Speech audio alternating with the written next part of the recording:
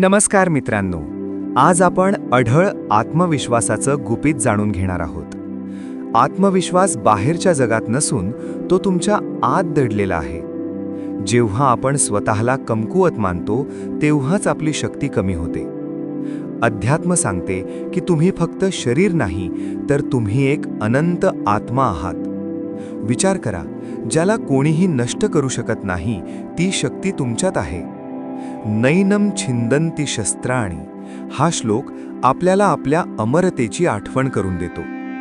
आत्मविश्वासाचा पहिला टप्पा म्हणजे स्वतःची तुलना थांबवणे. प्रत्येक फुलाचा सुगंध वेगळा असतो, तसंच तुमचं अस्तित्वही वेगळं आहे. दुसऱ्यांच्या यशाकडे बघून स्वतःला कमी लेखू नका. तुमचा प्रवास हा फक्त तुमचा आहे. दुसरी गोष्ट, फळाची आशा न धरता कर्मावर लक्ष केंद्रित करा. जेव्हा आपण निकालाची भीती सोडतो तेव्हा भीती उरतच नाही. कर्मात पूर्णपणे झोकून देणे हेच खरं सामर्थ्य आहे. तिसरा महत्त्वाचा मुद्दा म्हणजे धर्माचा किंवा सत्याचा आधार घेणे. जे सत्य आहे त्यासोबत उभे राहिल्यावर आत्मविश्वास आपोआप येतो. खोटा अहंकार आत्मविश्वास नसतो, ती फक्त एक भीती असते. नम्रता ही खऱ्या आत्मविश्वासाची ओळख आहे. दररोज काही वेळ शांततेत घालवा.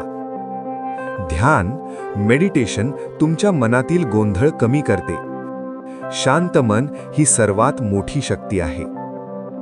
स्वतःशी सकारात्मक संवाद साधा.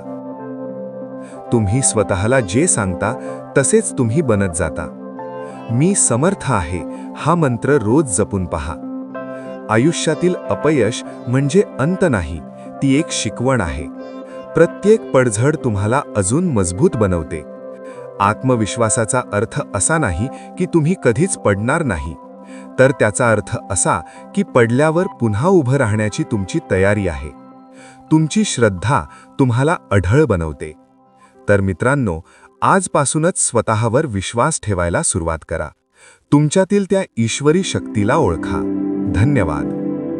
सहमत असाल तर लाईक करा, कमेंट करा आणि अशाच प्रेरणादायी व्हिडिओजसाठी बाउंडलेस कनेक्शनला सबस्क्राईब करा.